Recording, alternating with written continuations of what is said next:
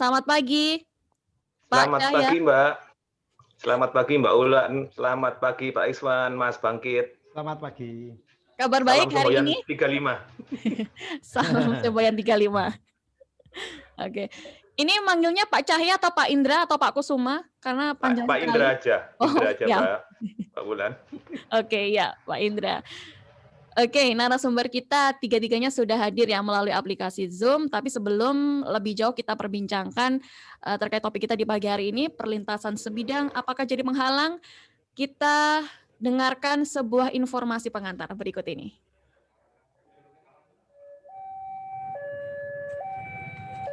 PT Kereta Api Indonesia Daup 7 Madiun melakukan sosialisasi keselamatan di perlintasan sebidang kereta api. Kali ini sosialisasi dipusatkan di JPL 136 Stasiun Madiun, Kelurahan Sukosari. Kegiatan tersebut dilakukan bersama Dinas Perhubungan, aparat kepolisian, dan railfans yang tergabung dalam komunitas Daup itu RDP. Manajer Humas PT KAI Daup 7 Madiun Iksvan Hendri Wintoko mengatakan, sosialisasi keselamatan ini bertujuan untuk meningkatkan kesadaran masyarakat dalam menaati aturan lalu lintas di perlintasan sebidang, sehingga harapannya angka kecelakaan dapat ditekan. Ia pun menghimbau warga menaati aturan yang ada, yakni pasal 114 Undang-Undang Nomor 22 Tahun 2009 tentang lalu lintas dan angkutan jalan. Untuk menghindari terjadinya potensi adanya kejadian kecelakaan di perlintasan, kami himbau khususnya para pengguna jalan untuk lebih tertib mentaati peraturan. Pengendara saat akan melewati pintu perlintasan harus memberhentikan perjalanannya, memastikan bahwa di sana tidak ada kereta api yang sedang lewat. Iksvan berpesan kepada masyarakat pengguna jalan agar disiplin dan mengutamakan keselamatan. Dengan tertibnya masyarakat pengguna jalan dan peran optimal seluruh stakeholder, diharapkan keselamatan di perlintasan sebidang dapat terwujud. Ia menyebut sosialisasi keselamatan di perlintasan sebidang akan terus dilakukan meski ketaatan masyarakat semakin meningkat. Terbukti berdasarkan data yang ada sejak Januari hingga saat ini, PT KAI Daup 7 Madiun mencatat ada 38 kasus kejadian kecelakaan di perlintasan sebidang. Jika dibandingkan periode yang sama tahun lalu, jumlah kejadian sebanyak 42 kasus atau menurun 9%. Sementara itu, selain bagi-bagi stiker tentang himbauan keselamatan, PT KAI juga mendukung program pemerintah dalam rangka memutus penyebaran COVID-19, yakni dengan membagikan 1.000 piece masker secara gratis kepada para pengguna jalan yang melintas. Dari Kota Madiun, Eka Wulan, RRI Madiun, melaporkan. Ya, pendengar. Itu tadi informasi pengantar ya kaitannya dengan topik kita di pagi hari ini, perlintasan sebidang apakah jadi penghalang? Langsung saja saya ke Pak Iksvan terlebih dulu. Pak Iksvan, kita samakan persepsi ya kaitannya dengan perlintasan sebidang. Apa sih Pak sebenarnya perlintasan sebidang itu, Pak Iksvan? Ya, terima kasih. Assalamualaikum warahmatullahi wabarakatuh. Waalaikumsalam warahmatullahi. Ya, Pak Lilin, sebagai awalan yang bisa kami sampaikan, perlintasan sebidang di jalur kereta api antara jalur kereta api dengan jalan itu sebetulnya ada 3 kriteria. Yang satu itu dijaga, dan ada palang pintunya. Dan kemudian yang kedua adalah pintu perlintasan yang tidak terjaga namun dilengkapi dengan rambu dan alarm atau early warning system agar mengingat bahwa pada jalur perlintasan tersebut akan ada kereta api yang akan lewat. Kemudian yang ketiga itu ada perlintasan yang memang keberadaannya tidak terregistrasi, di mana perlintasan tersebut dibuka oleh warga hanya karena untuk kemudahan akses perpindahan dari satu tempat ke tempat yang lain, yang sebetulnya itu tidak diperkenankan atau tidak diperbolehkan karena sesuai dengan undang-undangnya sendiri, membuka pintu perlintasan tanpa izin itu sejatinya tidak diperkenankan. Demikian, Mbak. Ya, perlintasan yang ada di kereta api. Oke, baik. Kita bahas satu-satu dulu, Pak Ikswan. Kaitannya dengan 3 kriteria. Tadi ada perlintasan pertama ya, ada perlintasan yang dijaga dan juga berpalang pintu. Ini sebenarnya untuk wilayah Daup 7 Madiun sendiri ada berapa, Pak Ikswan? Kalau total itu ada 220-an pintu perlintasan yang di wilayah Daup 7 Madiun. Oke, total ya? Iya, total. Kemudian ada perlintasan yang memang tidak dibuat sebidang seperti flyover atau Mm-mm. underpass, Oke. itu tujuannya untuk tidak bersinggungan dengan jalur kereta api langsung. Mm-mm. Ya, dari beberapa perlintasan yang ada, Mm. sesuai dengan Peraturan Menteri Nomor 94, itu PT Kereta Api diamanahkan untuk melakukan normalisasi atau penutupan di bakal-bakal perlintasan sebidang kurang dari 2 meter. Oke. Kita sudah melakukan penutupan sebanyak 37 Mm-mm. perlintasan sebidang menggunakan rel bekas yang tidak terpakai untuk buat penghalang, Mm-mm. kemudian pakai bantalan beton yang bisa digunakan untuk menutup akses kendaraan yang untuk lewat. Namun demikian, kami sudah melakukan 37 penutupan selama 5 bulan terakhir ini. Mm-mm.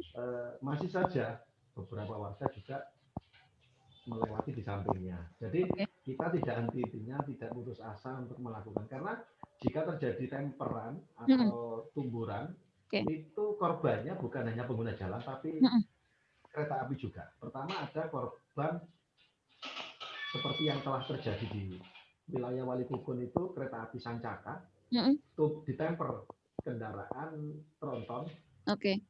Ya itu kan korbannya kan masinis sama Mm-mm. penumpang. Mm-mm. Ini mungkin dengan acara kayak begini ini, kami juga ingin menyampaikan kepada warga masyarakat betapa korban itu sia-sia tatkala perlintasan-perlintasan sebidang ini yang terus dibuka untuk akses tanpa adanya mengacu kepada aturan yang berlaku, maka potensi kejadian-kejadian serupa akan terus berulang. Mm-mm. Oke. Ini paling banyak ditemukan di mana, Pak Ikswan? Apakah merata di seluruh wilayah Daob 7 atau memang ada titik-titik tertentu ini, Pak? Ya, sekitar kalau misalkan itu perlintasan tak terjaga, hampir rata-rata di situ ada kejadian. Mm-mm. Terus untuk yang paling rawan memang diantaranya lintas antara Minggiran, daerah Kediri sama Blitar, karena di sana berdekatan dengan jalan raya, langsung belok itu ada, cuman dari jalan raya itu kurang lebih 10 atau 8 meter itu langsung menghadap ke jalur kereta api, sehingga pada waktu mereka tidak patuh terhadap rambu-rambu langsung bergerak, itu yang dimungkinkan kereta api dengan kecepatan yang begitu tinggi dan beban berat yang begitu, itu kereta api tidak bisa berhenti seketika seperti mobil. Harus ada jarak jangkau pengereman minimal 500 meter, bisa sampai 750 meter baru dia berhenti normal. Oke. Jadi tidak bisa ujuk-ujuk ya, Pak ya. Bahasa Perancisnya Iya. ujuk-ujuk ya. Iya, betul. Oke. Nah, kalau yang disampaikan Pak Ikswan tadi, pintu tidak terjaga, artinya perlintasan tidak terjaga, tetapi memang ada rambu-rambu atau EWS begitu ya. Itu masih ada nggak sih Pak yang belum dilengkapi dengan EWS begitu, kalau pantauan dari KAI? Gini, perlu saya luruskan juga bahwa perlengkapan rambu, perlengkapan early warning system yang ada di perlintasan tanpa penjaga palang pintu dan tanpa adanya palang pintu, itu sebetulnya ranahnya dari pihak dinas perhubungan, tergantung kelas jalan. Kalau di jalan provinsi, itu jawabnya di RRI Madiun. pihak dinas provinsi. Gak ngerti. Aku sih online iki. Oke. Iya wis. Ya. Memang sejatinya pagi hari ini kami juga hadirkan Dinas Perhubungan, dalam hal ini Kabupaten Pak Ikswan, karena memang wilayahnya cukup luas begitu ya untuk wilayah Daob 7, tapi memang karena ada kesibukan sehingga beliaunya tidak bisa bergabung bersama kita di pagi hari ini. Karena memang ini juga bukan hanya tanggung jawab kereta api saja begitu ya, tapi juga ada peran serta dari pemerintah kaitannya dengan perlengkapan di perlintasan, salah satunya di EWS begitu ya Pak Ikswan. Ya, betul. Mungkin perlu saya sampaikan juga bahwa PT Kereta Api ini adalah sebagai operator dan pemerintah adalah sebagai regulator. Seperti halnya kita ini, kalau analogikan seperti bus damri yang tupoksinya adalah mengantarkan dari dan ke stasiun tujuan secara selamat, aman, lancar, dan terkendali. Jadi kalau perlengkapan yang seperti yang saya sebutkan tadi, itu tanggung jawabnya dari Dinas Perhubungan. Bisa provinsi, bisa Daerah seperti saya, masing-masing. kami Daup 7 mengapresiasi Kabupaten Madiun Mhm. karena telah membangun Oke. dan mendiklatkan petugas itu untuk piawai atau cakap melakukan buka tutup di pintu perlintasan, dan pintu-pintu perlintasan yang telah dibangun Mhm. sangat membantu sekali untuk keselamatan warga Kabupaten Madiun. Oke. Ya, saya ke Pak Indra dari Pak Ikswan, saya ke Pak Indra dari Madiun, saya ke Malang. Oke, Pak Indra, Kemenhub menyatakan bahwa perlintasan sebidang ini memang menjadi perhatian bersama begitu ya. Lalu perlintasan sebidang ini sebenarnya tanggung jawab siapa? Kalau dari kacamata Pak Indra sendiri. Kalau yang saya tahu, kalau masalah perlintasan sebidang itu kan banyak kriteria, dalam artian berapa jumlah volume lalu lintas harian, kemudian berapa kali minimal kereta api melintas. Itu memang ya pertanyaan Mbak sebenarnya merupakan membutuhkan sebuah jawaban yang tidak apa ya Mbak ya. Ibaratnya gini, dulu mana telur sama ayam kan gitu. Dalam artian ada perlintasan-perlintasan yang dulunya tanda petik tahu-tahu ada, kemudian ada pelebaran jalan atas swadaya masyarakat misalkan. Apakah di situ otomatis pihak KAI yang bertanggung jawab terhadap perlintasan itu? Padahal kriteria-kriteria itu diciptakan untuk memaksimalkan keselamatan. Jadi masalah tanggung jawab itu bersama mungkin lebih kompeten Pak Ikswan yang menjawab ini.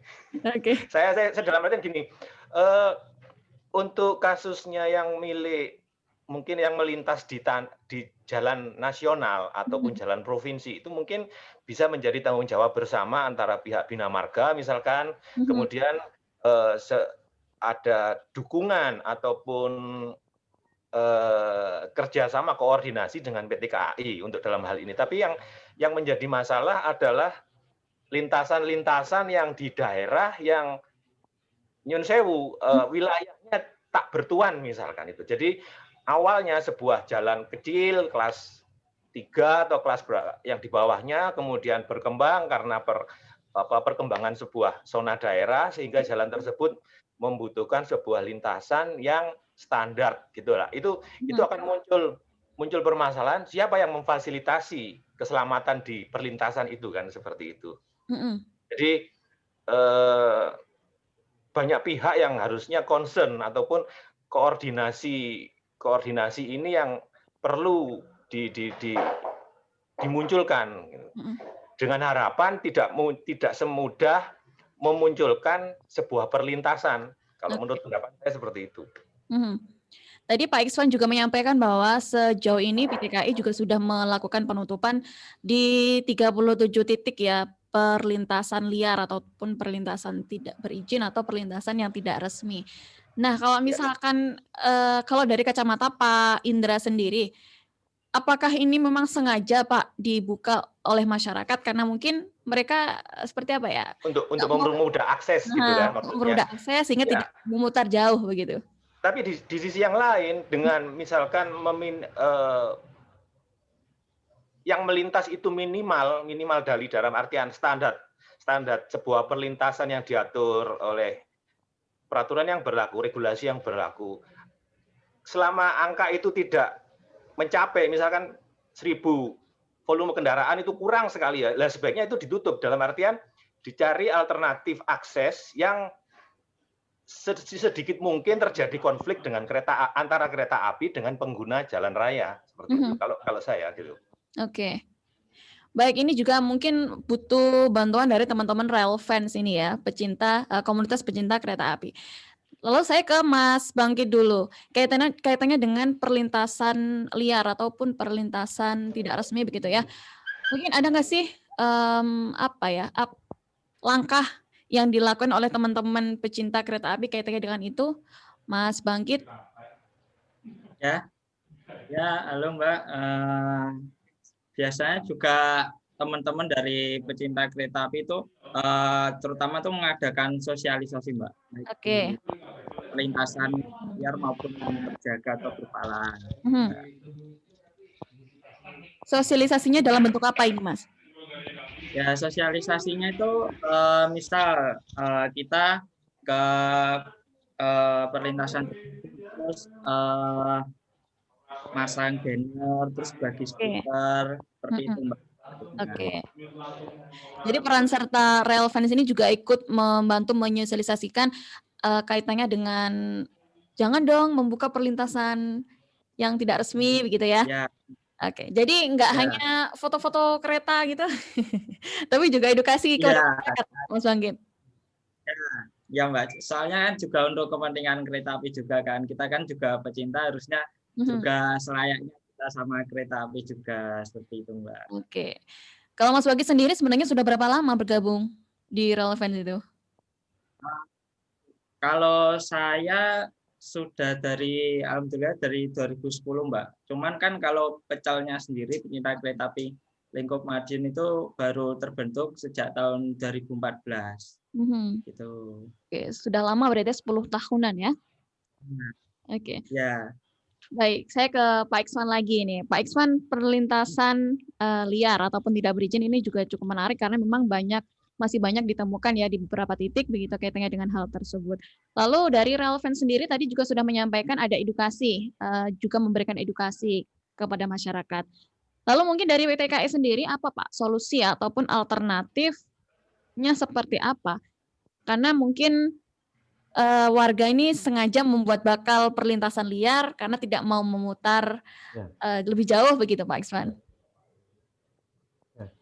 Yang jelas PT Kereta Api tidak sendirian. PT Kereta Api dalam hal ini sebagai operator, walaupun tupoksinya seperti yang saya sampaikan tadi adalah mengangkut barang atau orang dari dan kesetujuan dengan selamat. Nah, yang meminta selamat itu sebetulnya juga penumpang sendiri. Nah, untuk variabel-variabel keselamatan yang didukung yaitu diantaranya adalah di perlintasan sebidang. Kami tidak henti-hentinya bersama Railfans dan dinas terkait untuk melakukan sosialisasi.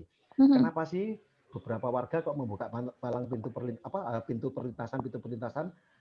Mungkin karena ketidaktahuan mereka, mungkin juga karena hanya untuk kepentingan sesaat. Namun dampak yang telah mereka lakukan itu sangat krusial. Artinya jika di situ terjadi temperan, itu kalau misalkan di atas kereta itu ada penumpang yang jumlahnya ribuan, bisa kita bayangkan. Apalagi kalau di dalamnya itu ada generasi-generasi yang memang suatu saat akan bisa menjadi pimpinan generasi ke depan. Itu sangat-sangat disayangkan.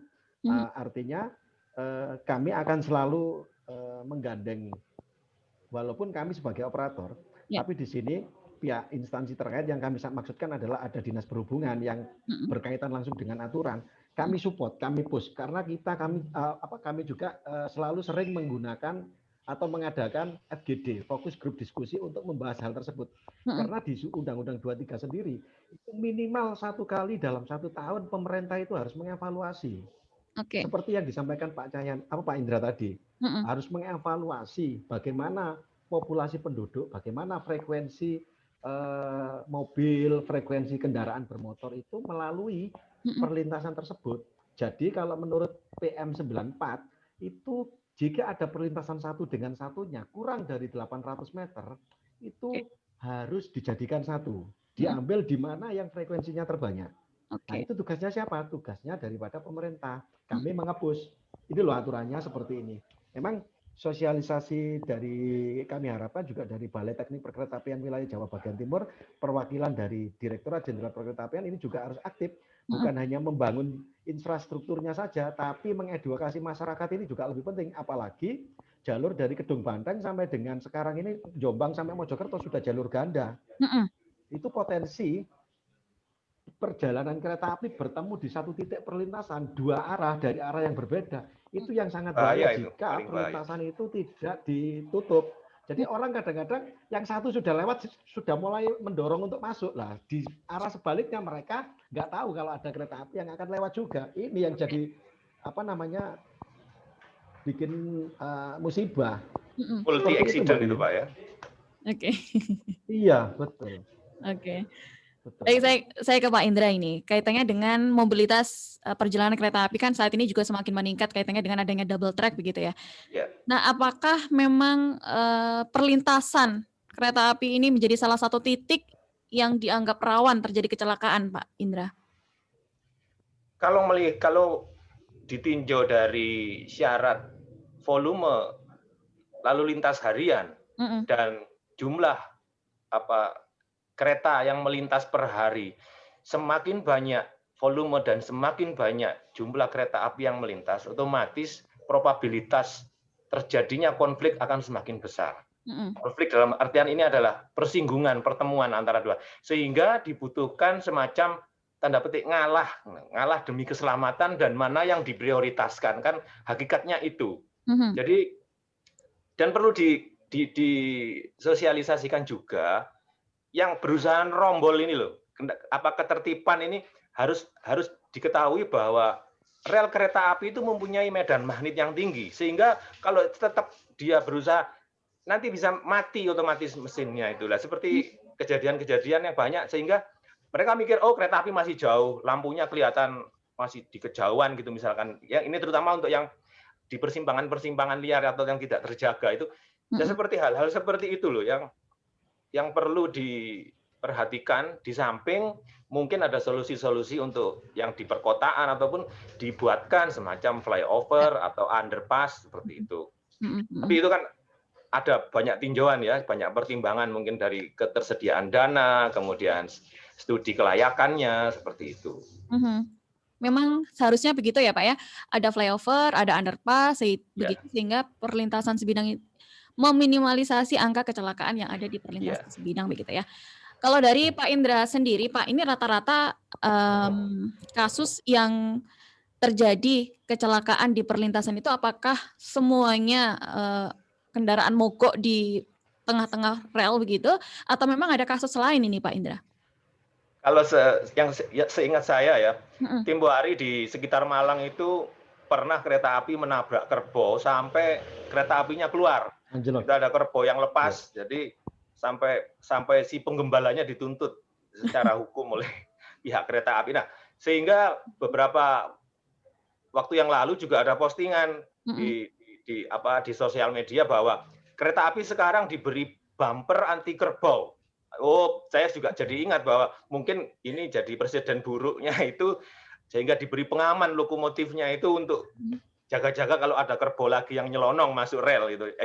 Itu kan banyak Mbak ya, banyak semacam presiden atau peristiwa-peristiwa yang untuk kita jadikan introspeksi bahwa kereta api itu nggak semudah ngeremnya skutik, motor skutik, cet gitu berhenti, enggak. Dia kan harus mempunyai ancang-ancang berapa kecepatan harus dikurangi atau persiapan mengerem. Nah, itu pemahaman seperti itu yang harus selalu dan intens disosialisasikan pada seluruh pengguna jalan raya maupun yang melintas di kereta api. Oke, baik. Sebelum kita lanjutkan perbincangan kita di pagi hari ini, ada penelpon ya yang sudah bergabung bersama kita di pagi hari ini. Kita sapa dulu. Selamat pagi, Panorama Pagi. Iya, selamat pagi Panorama Pagi. Selamat pagi. Ya? Iya, Bu Ayu. Iya, betul sekali Mbak Ulan. Ya, Bu Ayu, ini ada Pak Indra, ada Pak Ikswan dan juga Mas Bangkit. Silakan, Bu Ayu. Iya, selamat pagi Bapak-bapak, Mas-mas narasumber. Selamat pagi, Ibu. Iya, selamat pagi, saya ingin bertanya kepada Pak Ikswan ini. Gini nih Pak, ya, Bu. Beberapa waktu lalu itu ada tetangga saya itu kecelakaan Pak. Ini memang mungkin karena faktor kurang kehati-hatian dari pengendara itu sendiri. Namun di lain pihak kan terkait dengan palang pintu kereta api juga yang tidak ada, itu seperti apa Pak? Apakah setelah terjadinya kecelakaan juga dari pihak kereta api juga ada apa istilahnya, ada apa ya Pak ya? Ada perhatian untuk yang mengalami kecelakaan karena memang selain faktor kehati-hatian dibutuhkan juga harusnya memang di berbagai tempat juga disiapkan petugas maupun palang pintu itu sendiri. Terima kasih, selamat pagi. Selamat pagi, terima kasih Bu Ayu. Ini ke Pak Ikswan ya, kaitannya dengan disampaikan Bu Ayu, tidak jarang kecelakaan yang terjadi di perlintasan sebidang ini mengakibatkan korban jiwa begitu. Lalu apakah ini mengindikasikan bahwa kesadaran masyarakat masih kurang dan mungkin solusinya seperti apa, Pak Ikswan? Ya, terima kasih Bu Ayu atas atensinya pada pagi hari ini. Salam sehat, tetap jaga jarak, pakai masker ya Bu Ayu, dan jangan lupa cuci tangan. Ya, perlu kami sampaikan bahwa kami turut prihatin Bu atas rekan Ibu yang sampai terjadi kecelakaan yang terjadi di perlintasan. Kemudian terkait palang pintu tadi sudah panjang lebar kami jelaskan. PT Kereta Api secara existing yang ada sekarang ini itulah yang menjadi kewajiban PT Kereta Api untuk eksis atau tanggung jawab untuk menggaji, memberi pendidikan diklat bagi petugas-petugas yang sudah terpasang sampai dengan saat ini. Bagaimana dengan pintu perlintasan yang belum ada penjaganya.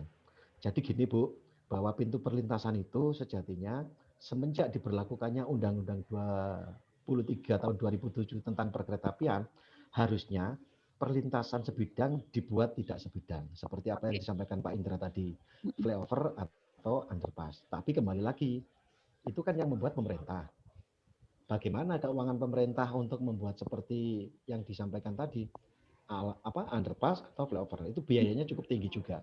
Nah, kedua, palang pintu perlintasan-perlintasan yang ada yang tanpa penjaga palang pintu dan itu sudah dilengkapi oleh pemerintah juga, rambu-rambu, early warning system, kemudian papan petunjuk seperti awas 2 jalur, awas 3 jalur, 150 Anda mendekati pintu perlintasan. Nah, ini kewajiban. Kalau kita mengurus SIM, itu paling tidak ada uji yang namanya Undang-Undang 22 tahun 2009 tentang LLAJ. Di situ tentang kecakapan untuk mengemudikan kendaraan, bagaimana mereka akan melewati perlintasan. Dia harus menghentikan sejenak kendaraannya, karena di sana ada kode stop atau rambu stop untuk memastikan tengok kanan kiri sedang ada kereta api atau tidak. Nah, kemudian bagaimana bagi korban yang telah mengalami kecelakaan. Kami akan bisa membantu terkait dengan berita acara. Jika di situ, di titik itu, kilometer itu telah terjadi kecelakaan. Tujuannya adalah untuk proses asuransi jiwanya ke PT Jasara Harja. Untuk secara santunan oleh PT Kereta Api, kami tidak ada tupoksi atau SOP untuk hal tersebut. Mungkin itu Mbak yang bisa kami sampaikan. Terima kasih. Oke. Dari Pak Indra mungkin ada tanggapan kaitannya dengan pertanyaan yang disampaikan Bu Ayu tadi, yang kesadaran masyarakat ini juga nampaknya masih kurang ini kaitannya dengan keselamatan ketika melewati perlintasan kereta api.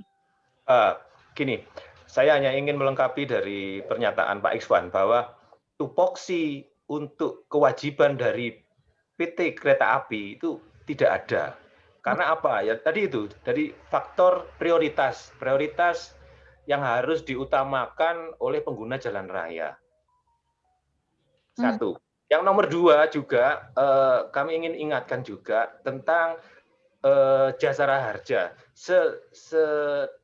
Sejauh yang saya tahu, itu pun akan dimasalahkan ataupun ditanyakan apabila kita rajin nggak membayar pajak kendaraan bermotor tahunan. Karena di situ ada instrumen, kalau kita membayar berarti otomatis kita membayar juga premi atau cover andai kata kita terjadi suatu kecelakaan di jalan raya yang ditanggung oleh Jasara Harja. Jadi sosialisasi ini yang selalu harus kita pahami dan kita sosialisasikan bahwa kereta api mempunyai prioritas yang lain saat melintas di persimpangan dengan pengguna jalan raya.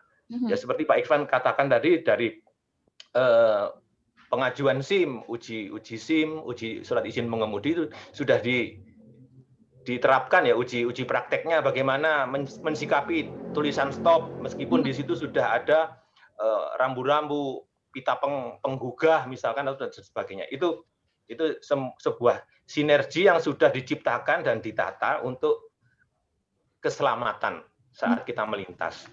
Oke. Ini teman-teman relevan ini juga harusnya ikut andil di dalamnya begitu. Nah, tadi juga disampaikan Mas Bangkit kaitannya dengan edukasi kepada masyarakat, sosialisasi kepada masyarakat. Lalu sejauh ini Mas Bangkit, sosialisasi yang dilakukan oleh teman-teman relevan ini apakah masih terus dilakukan, Mas Bangkit? Ya, alhamdulillah kita lumayan sering Mbak untuk melakukan sosialisasi, bisa sebulan itu bisa sekali untuk melakukan sosialisasi. Jadi kita tuh juga kan menyadarkan masyarakat tentang keselamatan itu kan agak susah-susah gampang ya Mbak. Makanya untuk itu kita tuh harus sering-sering sosialisasi gitu biar masyarakat lama-lama itu sadar gitu tentang keselamatan di perlintasan seperti itu Mbak. Oke. Apa yang selama ini dialami ataupun kendala yang dialami oleh teman-teman relevan, Mas Bangkit? Ya, kita tuh kendalanya paling di sini Mbak. Misalkan kita kalau mau mengadakan sosialisasi itu kan nggak bisa sendiri. Kita kan terutama harus izin dulu ke PT KAI untuk melaksanakan. Nah itu biasanya PT KAI-nya yang nggak bisa atau kitanya juga yang personilnya itu juga kurang. Nah itu biasanya kendalanya cuma di situ sih Mbak. Kalau yang lain alhamdulillah sudah terakomodir, terfasilitasi oleh PT KAI juga gitu Mbak. Oke, kalau ngajak Pak Ikswan mesti sibuk ini orangnya. Kecuali kalau janjian dulu. Baik, ini ada teman lagi yang bergabung bersama kita di pagi hari ini. Kita sapa dulu. Selamat pagi, Panorama Pagi. Selamat pagi. Iya, dengan Mas siapa ini? Dengan Pak Dul Ngawi. Oh, Pak Dul. Ya, Pak Dul yang ada di Ngawi. Silakan, Pak Dul. Ini yang tanya. Itu lo di Kedunggalar kan ini barunya kan lewat itu di penduduk itu kenapa kok nggak dibuat pagar kanan kirinya? Terus sama tanya lagi itu sama ini Pak narasumber yang dari KAI itu kenapa kok harga di dalam kereta api kok mahal ya? Mau makan nasi goreng aja 40.000 ya. Oke. Udah itu ya, terima kasih Mbak penyiarnya, salam untuk semuanya. Terima kasih Pak Dul yang ada di Ngawi. Ini ada 2 poin ya yang saya tangkap. Pak Dul tadi menanyakan adanya perlintasan yang ada di Kedunggalar, Pak Ikswan belum ada pagar di kanan kirinya. Apakah memang ini masih tahap pembangunan begitu atau memang tidak ada pagarnya? Lalu kemudian yang kedua harga makanan yang ada di dalam kereta ini kenapa mahal sih? Kalau iya ya. Sendiri gitu ya. Oke, silakan Pak Ikswan. Mbak Wiwin, itu untuk yang dipagar maksudnya yang apa ya? Yang pintu perlintasannya atau stasiunnya? Atau dua-duanya mungkin ya? Mungkin Pak Ikswan bisa dijelaskan ini. Ya, kalau dipagar artinya jalur kereta api itu kan sepanjang itu ya, mulai dari Gedung Banteng sampai dengan Madiun, apalagi yang Ngawi. Itu kalau memang beliaunya tadi arahannya pintu perlintasan yang bahaya nanti dipagar, ya mungkin akan jadi masukan kami, akan kami lakukan penutupan. Tapi kalau harus untuk memberikan petugas penjaga pintu perlintasan di sana, PT Kereta Api sampai dengan saat ini tidak akan menambah petugas pintu perlintasan yang ada di wilayahnya karena itu sebetulnya tanggung jawab pemerintah. Kemudian kalau terkait masalah yang nasi tadi mahal, ya kami sampaikan bahwa itu mahal murah itu sebetulnya relatif. Kedua, kita naik kereta api, sebetulnya yang melayani di dalam kereta api adalah memang anak perusahaan PT Kereta Api juga. Di sana dia harus menyewa kereta untuk aktivitas bisnisnya di sana. Terus kemudian yang kedua dia harus membayar gaji karyawannya juga yang ada di sana. Sekitar kalau dalam satu kali perjalanan kereta api itu ada sekitar 5-6 petugas. Kemudian untuk petugas kebersihannya juga. Nah ini variabel-variabel ini, tapi secara detail saya tidak tidak terlalu paham terkait komponen-komponen biaya. Yang jelas bagi pihak pengelola restorasi harus transparan. yang menjadi masyarakat tadi itu ngomong terlalu mahal karena mungkin di awal untuk transaksinya ini tidak ada penjelasan. Misalkan ada nasi pecel, di situ tidak atau harga malah ditutupin. Ini nanti yang menjadi teguran pada kami karena itu standarnya harus ada tertera tarif. Jadi kalau memang pelanggan ini tidak mengendaki dengan harga segitu, mungkin mereka akan membawa bekal dari rumah atau dari perjalanan. Begitu, Mbak. Relatif. Ya kami sampaikan mohon maaf ya, betul. Kalau memang merasa terjebak atau apa dengan harga yang segitu, memang harus ada peneguran dari PT Kereta Api kepada vendor yang melayani. Karena hari gini kalau sudah tidak transparan ini bahaya. Iya. Betul. Oke. Pak Ikswan, Pak Indra dan juga Mas Bangkit, sebelum kita lanjutkan perbincangan kita di pagi hari ini, kita jeda sejenak ya, kita dengarkan sebuah lagu berikut ini.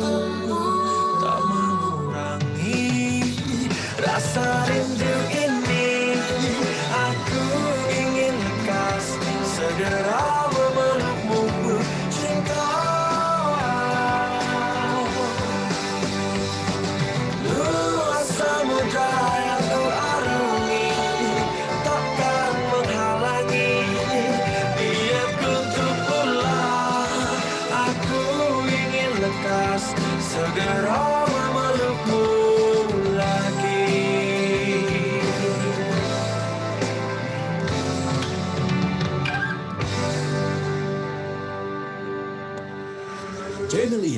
bisa didengarkan dengan kualitas audio lebih baik. Download aplikasi RRI Playgo di smartphone. RRI Playgo, satu aplikasi untuk mendengarkan RRI se-Indonesia, siaran luar negeri, saluran musik Channel 5, menyaksikan siaran RRI yang divisualkan, RRI Net, informasi terakurat RRI Online, RRI 30 Detik, RRI Max, Beyond, dan Editorial Pro 3. Selamat datang di era digital RRI. Kini, mendengar, menonton, dan membaca berita cukup di satu aplikasi.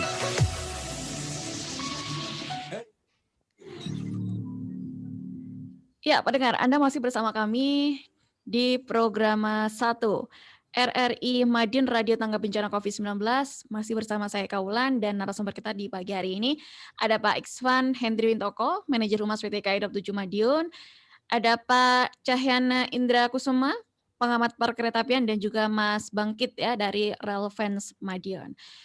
Baik, sebelum kita lanjutkan perbincangan kita di pagi hari ini, ada beberapa tanggapan beragam ya dari masyarakat yang telah berhasil kami himpun dalam suara masyarakat berikut ini. Mas saya Bima dari Madiun. Menurut saya itu bahaya Mbak, apalagi yang perlintasan perkeretapian nggak ada pos pengamanan, pos petugasnya itu. Terus apalagi juga kesadaran masyarakatnya juga minim Mbak. Ada yang keburu-buru sampai hampir menutup nekat menerobos Mbak. Jadi ya banyak kecelakaan dari masalah itu. Saya Tria dari Madiun, Mbak. Kalau menurut saya pintu perlintasan kereta api itu seharusnya ada yang jaga, Mbak ya. Kan di KAI sendiri kan juga ada itu yang namanya Polsuska atau apa petugasnya bisa jaga. Terus kalau misalnya ada yang jaga kan warga sama pengendara itu kan bisa lebih berhati-hati juga. Terus penjaganya juga bisa mengingatkan. Terlebih di palang pintu kan juga sering terjadi kecelakaan, Mbak. Banyak juga kan yang terjadi kecelakaan di sana, orang naik kendaraan terus mobilnya ditabrak sama kereta api kayak gitu. Kalau bisa sih ada yang jaga sih Mbak, itu penting.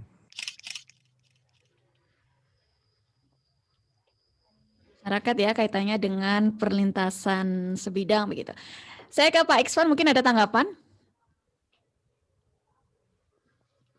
Ya, terima kasih. Mungkin testimoni dari beberapa warga masyarakat. Ada yang memang sudah memahami dan kami menyadari ada juga yang belum memahami. Ya. Jadi memang PT Kereta Api sebetulnya sudah saya jelaskan tadi tupoksinya seperti apa yang saya sampaikan. Kalaupun memang tadi ada yang juga disampaikan ada Polsuska, sebetulnya beda tupoksi karena ada tidak semua orang bisa menjaga pintu perlintasan secara khusus karena penjaga perlintasan yang ada di PT Kereta Api dan ada dari pihak dinas-dinas perhubungan yang menjaga, itu mereka harus dilakukan sertifikasi terlebih dahulu. Oke.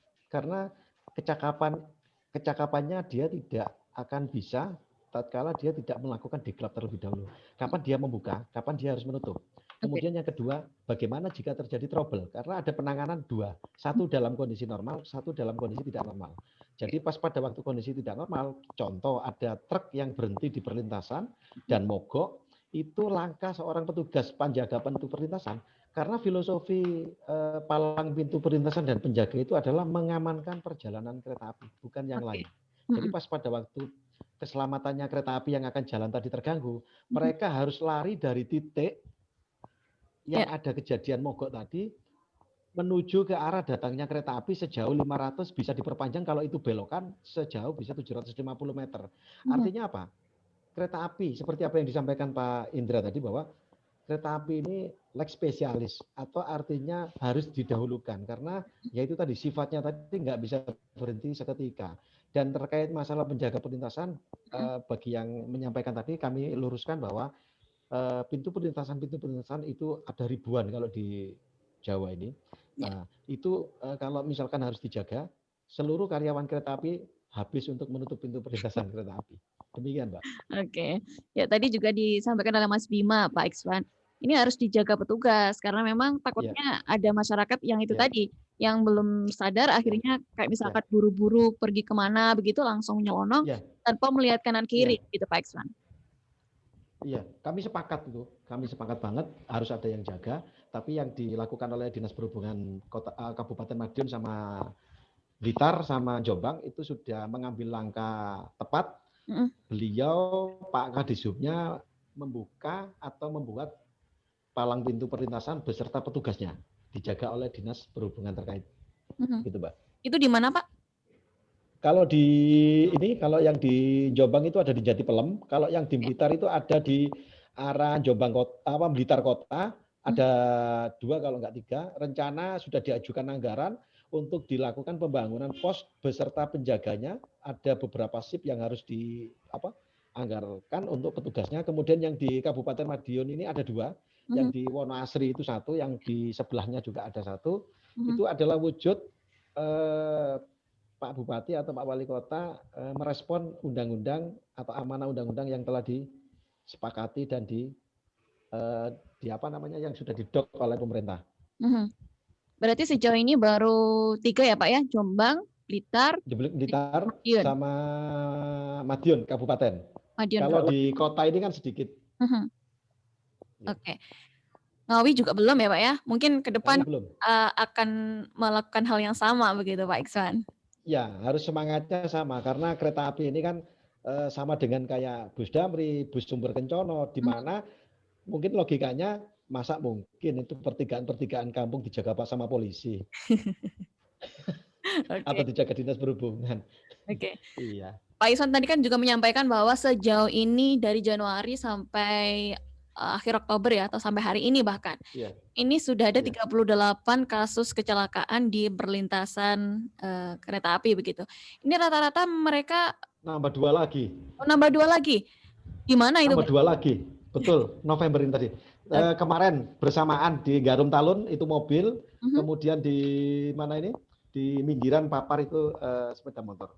Oke, jadi di perlintasan yang sifatnya sama.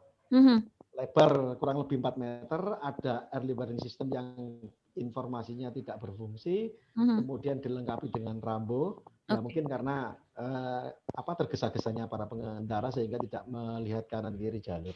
Oke, total berarti 40 sampai hari ini ya Pak ya? Betul. Oke.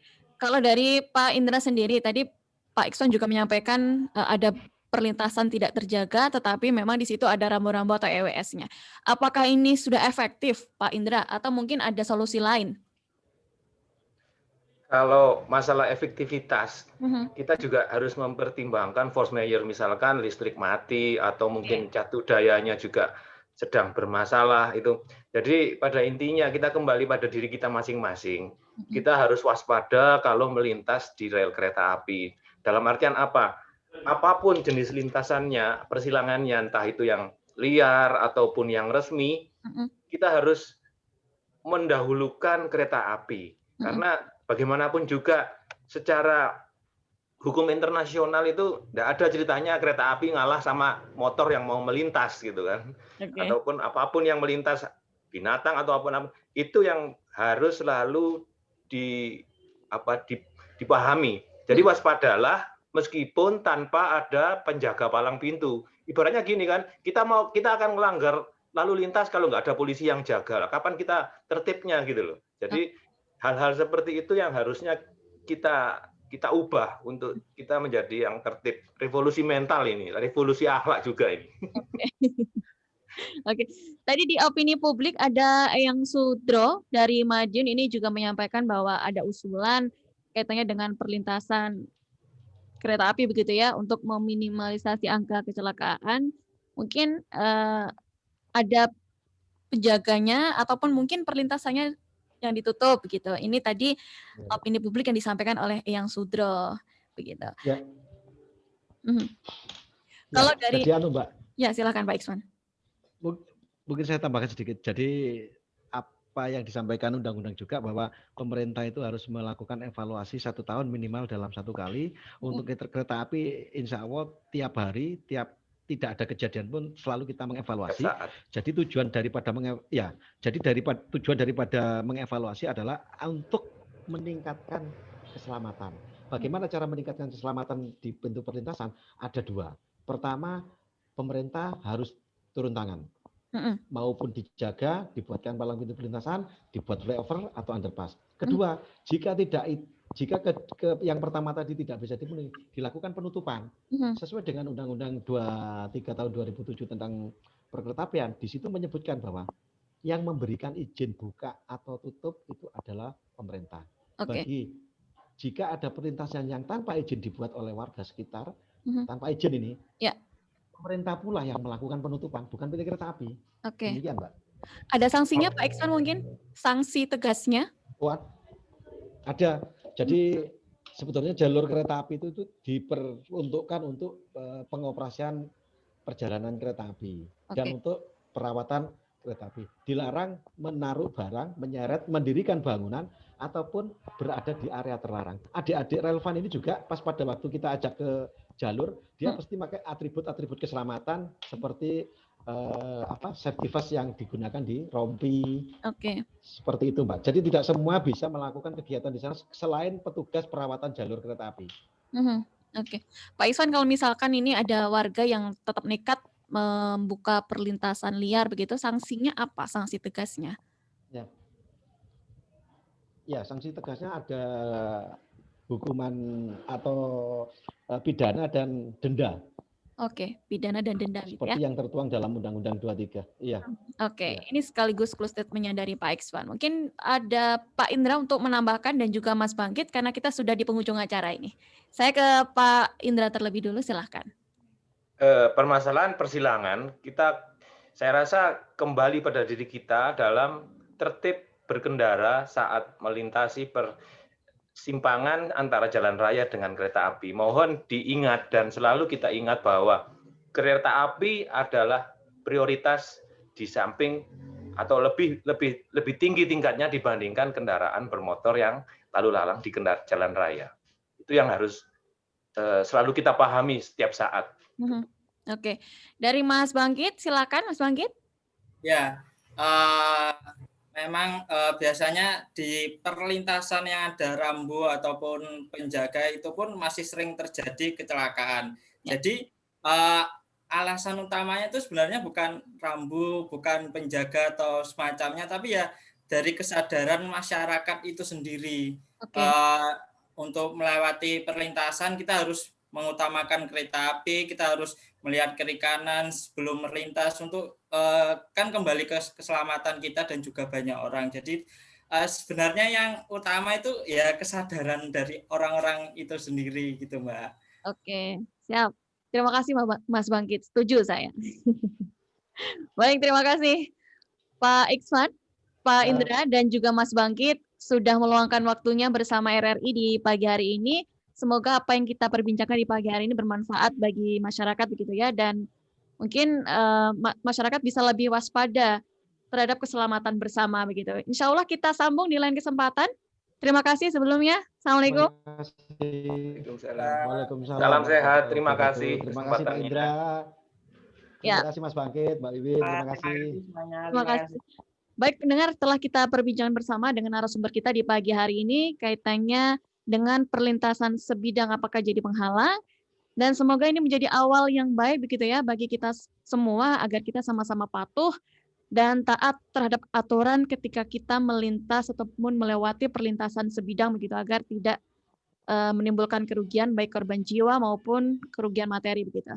Karena menjaga keselamatan adalah tugas kita bersama. Akhirnya saya Kaulan pamit undur diri dari ruang dengar Anda pendengar. Assalamualaikum warahmatullahi wabarakatuh. Selamat pagi.